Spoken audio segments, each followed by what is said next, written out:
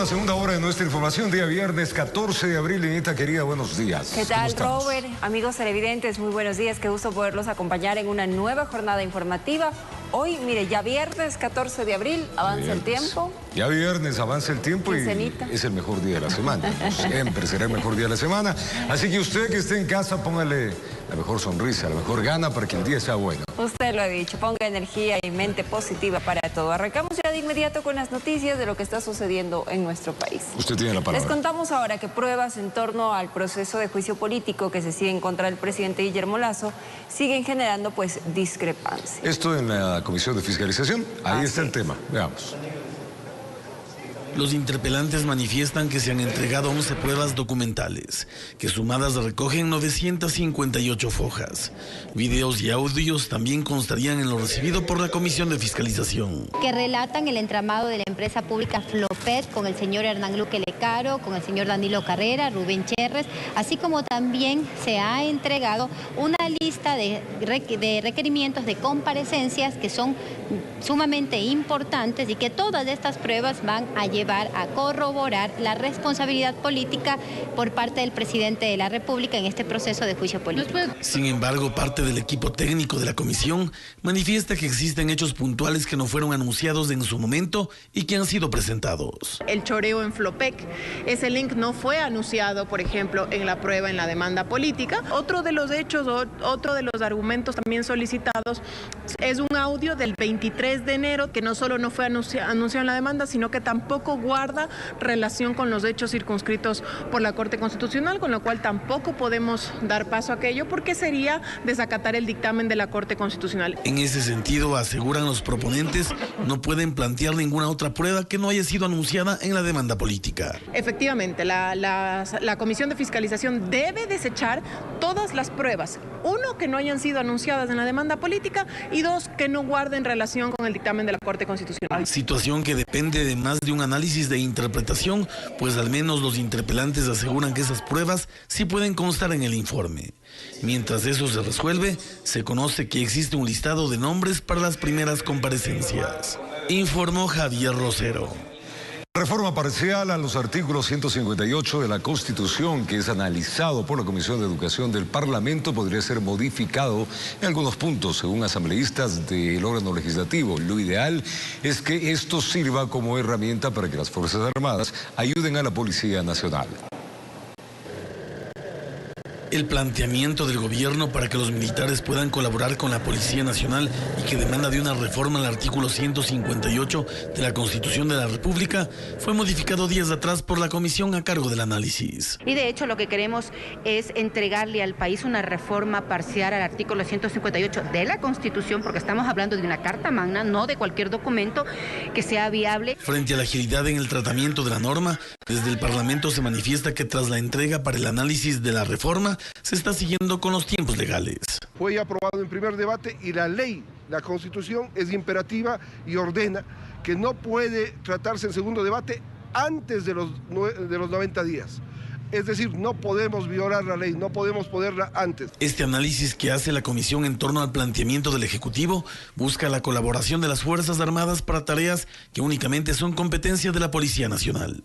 Aquí aseguran debe delimitarse en qué circunstancias actuarían los militares. No comparto la parte del presidente. ¿Saben por qué? Porque quien está en territorio, quien es que sabe de lo que está sucediendo, la inseguridad, es la Policía Nacional. Por eso es que nosotros hemos propuesto en el tema que sea la policía quien emita un informe, no al Consejo de Seguridad, que está conformado, como ustedes lo saben, presidente, vicepresidente, ministros, presidente de la Asamblea Nacional, de la Corte de Justicia, que se haga un análisis profundo y de manera motivada se envíe este informe al presidente de la República, quien mediante decreto ya dirá en qué delitos tiene que las Fuerzas Armadas apoyar a la Policía Nacional. Aún estas perspectivas están alimentándose de comparecencias de especialistas que brindarán las herramientas para que la comisión emita su informe, mismo que deberá ser votado por el Pleno del Parlamento. Informó Javier Rosero. Y mediante este comunicado, la Agencia Metropolitana de Tránsito informó que la Corte Provincial de Justicia de Pichincha ratificó el fallo emitido a favor de la AMT en el caso Revisión Técnica Vehicular y Matriculación respecto a una presunta vulneración de derechos derivados de ese servicio. Según el documento, la AMT, bajo la defensa técnica y jurídica, demostró que se ha garantizado el servicio y se ha respetado los derechos constitucionales de los ciudadanos. Y 5 años después del secuestro y asesinato de Javier Ortega, Paul Rivas y Efraín Segarra, equipo periodístico del diario El Comercio que viajó a la zona fronteriza con Colombia, aún hay dudas sin resolverse. Sus familiares siguen reclamando justicia y verdad. Las familias de Javier Ortega, Paul Rivas y Efraín Segarra no imaginaron que la despedida de ese 25 de marzo de 2018 sería para siempre. El equipo periodístico de Diario El Comercio viajó a Mataje para investigar el accionar de un grupo delictivo que operaba en la frontera norte. Sin embargo, durante la cobertura periodística fueron secuestrados y asesinados.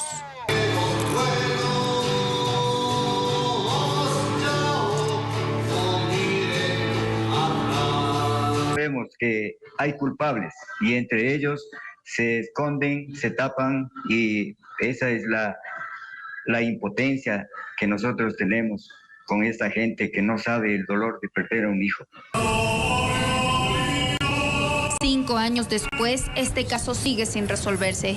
Sus familias y colegas reclaman justicia y transparencia. Pero sobre todo la de acceso a la información que permite esclarecer qué ocurrió con el equipo periodístico. Desclasificar la información sobre este caso ha sido un pedido constante, pero que no se ha cumplido. Pese a los múltiples ofrecimientos de 2 gobiernos, tanto del expresidente Lenín Moreno como del presidente actual, no ha existido desclasificación de la información. Una gran cantidad de funcionarios públicos, tanto de Ecuador como de Colombia, que se comprometieron con el acceso a la verdad, la entrega de información, la desclasificación de información y que en 5 años no se ha cumplido. Según la Organización de Periodistas Sin Cadenas, solo en marzo de este año se reportaron 27 agresiones a periodistas. La más grave fue contra una reportera de un medio digital, quien fue amenazada de muerte y tuvo que abandonar el país. En estos años, el asesinato de los colegas del comercio nos ha dejado algunos temas de análisis y, por supuesto, acción de las autoridades, pero lamentablemente no es así. En 2019 se anunció la creación de un comité de defensa de periodistas o de protección de periodistas que lamentablemente nunca contó ni con presupuesto ni con una dirección ejecutiva y por lo tanto no se pudo plasmar eso en una política pública. Hace unas 2 semanas la presidenta del Cordicom ha anunciado que esto va a empezar, que se va a empezar a realizar. Ahí la esperanza es de que este mecanismo cuente con financiamiento, cuente con una estructura institucional, tenga objetivos sólidos. Desde hace 5 años, los familiares, amigos y colegas de Javier, Paul y Efraín se reúnen en una vigilia para seguir pidiendo justicia y memoria. Y este 5º aniversario no es la excepción, porque nos faltan 3. Informó Andrea Navarrete. Y este domingo se reunirá el Consejo de Seguridad Pública y del Estado en la ciudad de Esmeraldas para trabajar en estrategias que combatan la inseguridad que vive la provincia. El anuncio se dio en medio de la celebración del 100º aniversario de la Academia Nacional de Guerra. En reconocimiento a la labor y capacitación que los oficiales de las Fuerzas Armadas ecuatorianas reciben en la Academia Nacional de Guerra, el presidente de la República, Guillermo Lasso, condecoró el estandarte de esta institución, que este 13 de abril cumplió 100 años al servicio de la Defensa Nacional. Es imprescindible para el componente militar desplegar el potencial necesario en todo el espectro del conflicto, para resolver concepciones político-estratégicas coherentes, cuya materialización obedezca a visiones de largo aliento que permitan mantener la iniciativa y que asegure la seguridad y el desarrollo. El primer mandatario reconoció la labor importante que las Fuerzas Armadas ejecutan en el país en defensa de la democracia y las amenazas que intentan poner en riesgo la soberanía del mismo. El narcotráfico transnacional y el crimen organizado buscan apoderarse del país para tener luz verde en sus negocios ilegales. En este contexto, Lasso señaló la importancia de contar con un marco normativo que permita fortalecer el apoyo que el ejército ecuatoriano brinda a la Policía Nacional. No podemos asumir estos retos sin actualizar conocimientos y tampoco sin trabajar articuladamente con las otras entidades del Estado. Y ante la compleja situación de violencia e inseguridad que vive la provincia de Esmeraldas, el jefe de Estado informó que el próximo domingo ha convocado a una reunión del Consejo de Seguridad Pública y del Estado en la ciudad de Esmeraldas. Para fortalecer la presencia del Estado en esa provincia. Y el lunes tendremos una reunión de gabinete con las autoridades locales y la sociedad civil en Esmeraldas. Informó Mauricio Sánchez. La Embajada de Estados Unidos en Ecuador alertó de información fidedigna sobre posibles atentados con bombas a efectuarse en la ciudad de Guayaquil. Con ello, el Comando de la Zona 8 informó que se mantienen desplegados patrullajes permanentes y se ejecuta operativos de control en cada sector de esta urbe porteña. Además, se mantiene la coordinación con las Fuerzas Armadas y demás organismos de seguridad para salvaguardar la paz. Y el Gobierno Nacional realizó un homenaje póstumo a 3 policías que fueron abatidos por delincuentes en distintas ciudades del país. Sus familiares recibieron la medalla al valor. Fue una ceremonia llena de recuerdos de parte de familiares de quienes fueron el sargento segundo de la Policía Nacional, Freddy Bonilla, asesinado por 2 menores de edad en la provincia de Esmeraldas. También del sargento primero, Víctor Ávila, quien murió al recibir varios disparos cuando delincuentes robaron lingotes de oro en la provincia del Oro. Y asimismo del sargento primero, Augusto Ladislao Zambrano, quien fue acribillado cuando iba en ese automóvil con su hermano, también policía, en el Guasmo Sur, en Guayaquil. Aquí ellos recibieron de parte del presidente de la República la medalla al valor. Son héroes que nos dejan un legado admirable de valor y entrega para protegernos de la delincuencia. A cada uno la gratitud eterna del gobierno y de todos los ecuatorianos. Con gratitud, conmemoramos e inmortalizamos a los... Y en un video contaron parte de sus trayectorias y resaltaron la labor que realizaron en beneficio de los ecuatorianos en cada ciudad donde fueron asignados, y que la ola de violencia que enfrenta el país también ha cobrado la vida de los uniformados policiales. He analizado la hoja de vida de ellos y todo lo que dejaron, y todo lo que dejaron es bueno. Experiencias, lecciones, aprendizajes, que Dios les tenga en su gloria, y son 3 ángeles más que cuidan a 52,000 policías. A más de esto, aquí anunciaron que colocarán sus nombres en nuevas edificaciones que tendrá la institución del orden. UPC Las Palmeras, el nombre del sargento Víctor Andrés Ávila Celi. UPC Guasmo 1, el nombre del sargento Augusto Ladislao Zambrano. UPC Chamanga, el nombre del sargento Freddy David Bonilla Ferrín. Aquí las autoridades exigieron a los gendarmes utilizar sus armas contra los antisociales, informó Charlie Pisa. Organizaciones de comerciantes, amigos, estos autónomos de Quito salieron a las calles del casco colonial para protestar en contra de la inseguridad. Ellos denuncian que las llamadas vacunas cada día acechan a sus actividades económicas. Demandan, como no puede ser de otra manera, a las autoridades municipales y al gobierno central garantías para trabajar con seguridad. Veamos. ¡Seguridad! ¡Seguridad! Es lo que salieron a exigir por las calles del centro de Quito varias organizaciones de comerciantes autónomos ante la creciente ola delictiva que atraviesa la ciudad y el país. La movilización lo hacemos por la inseguridad que estamos viviendo, no solamente en la ciudad de Quito, sino a nivel nacional. Estamos sumidos en todo el país y en Quito en una delincuencia que no nos permite ni trabajar ni vivir en paz. Que hay una desesperación total. Es por ello que el día de hoy marchamos comerciantes de plazas, ferias, centros comerciales. Aseguran que sus actividades económicas se han visto seriamente afectadas por la inseguridad. negocios que han tenido que cerrar sus puertas, comerciantes que deben reducir sus horas de atención, son algunas de las consecuencias.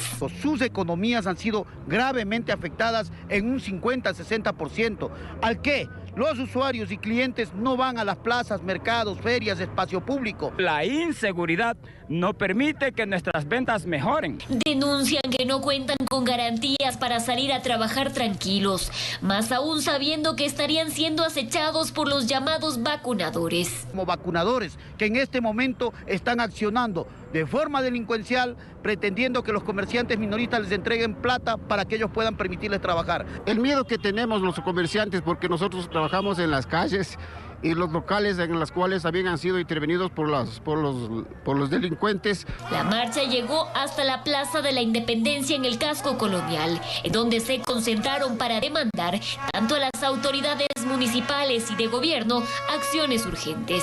Articular entre el gobierno nacional y el gobierno local políticas que generen seguridad y que generen mejores condiciones de vida. Aseguran que continuarán con estas medidas de hecho. En Quito informó Adriana Rojas.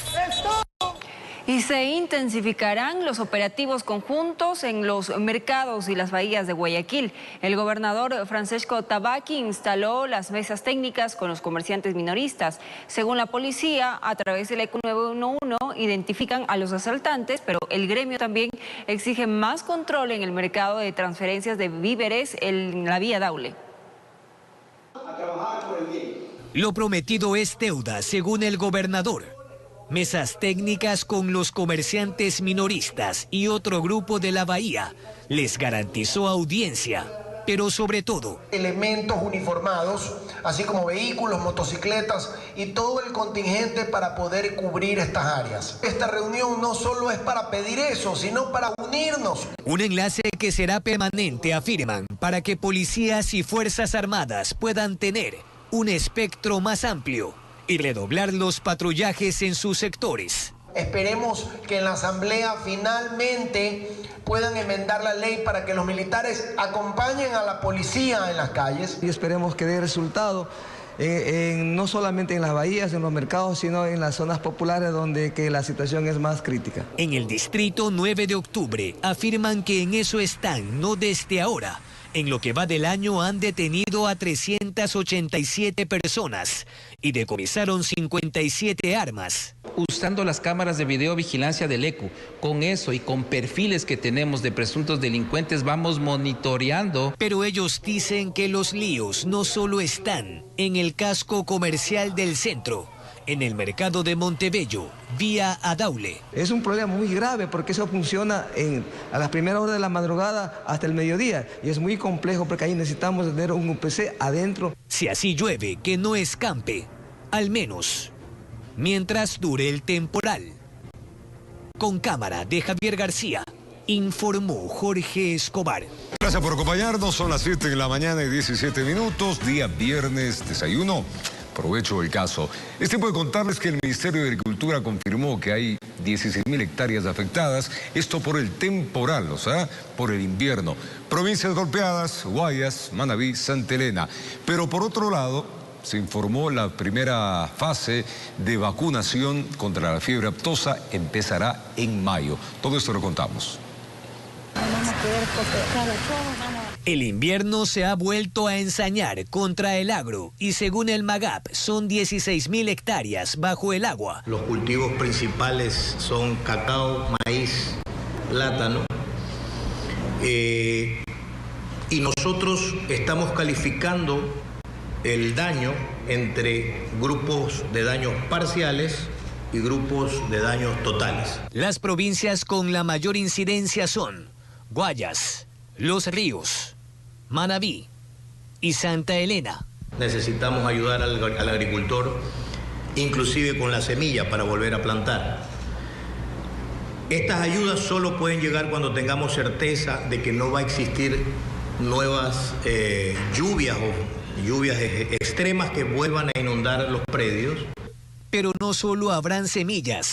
Si llega el fenómeno del Niño, ya tienen la contingencia, al menos para la primera línea. ¿Cuánto dinero hay ahí, ministro?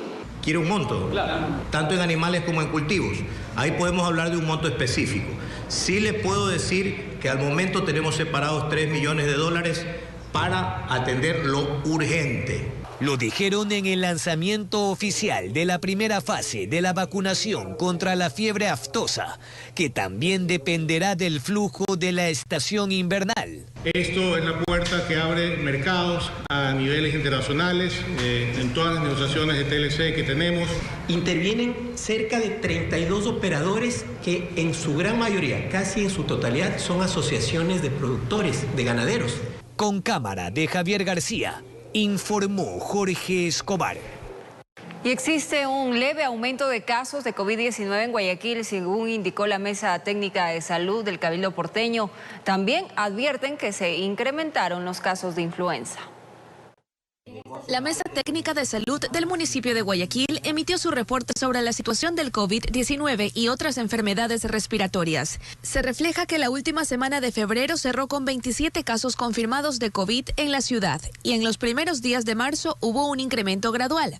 Ese mes cerró con 128 casos confirmados en la zona 8, de los cuales 108 fueron en Guayaquil.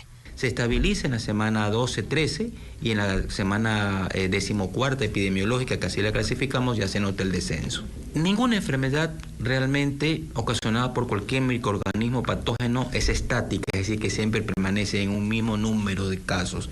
Sube, baja. Cuando sube, bajo la influencia estacional, cuando hay una exposición a un factor de riesgo, como por ejemplo lo que hemos vivido, los carnavales, los conciertos. El doctor indica que era un incremento esperado y no exponencial. Se trata de casos leves a moderados.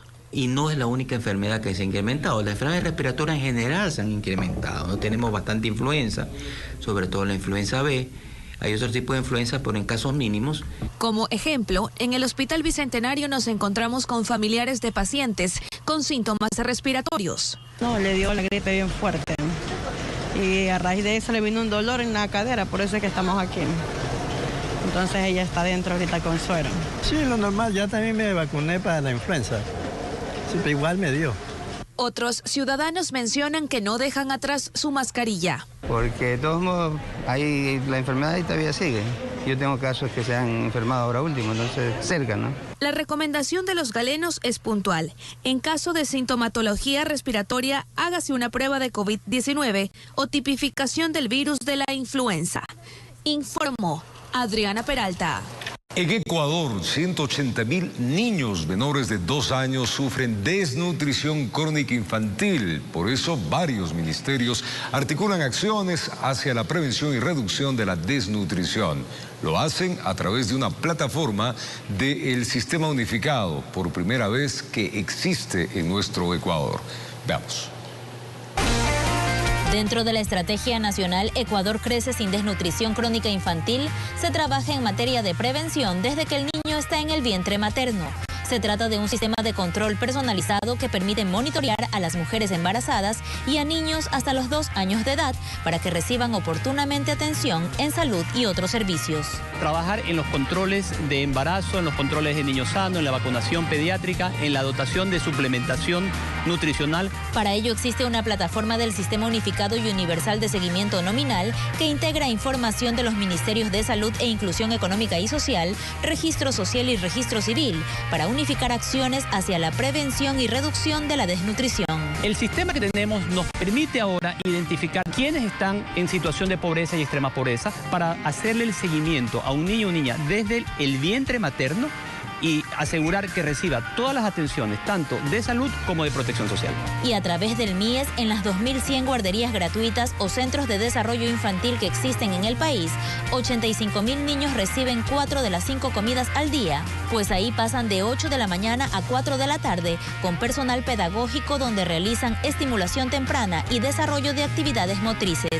Adicionalmente, el MIES tiene el bono de los 1000 días, que es un valor de $60, 50 que se entregan todos los meses y $10 que se acumulan y que se entregan en 3 momentos de la vida del niño hasta los 2 años.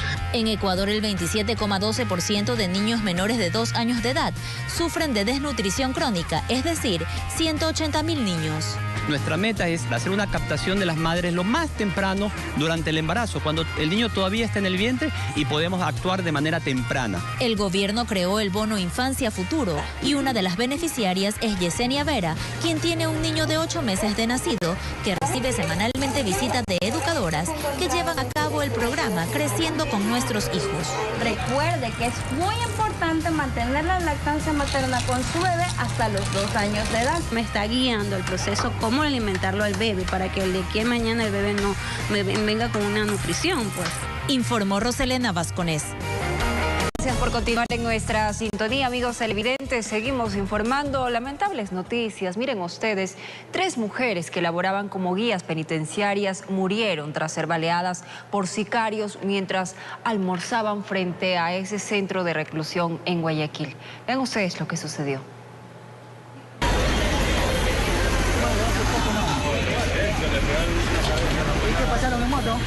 Era una escena de terror.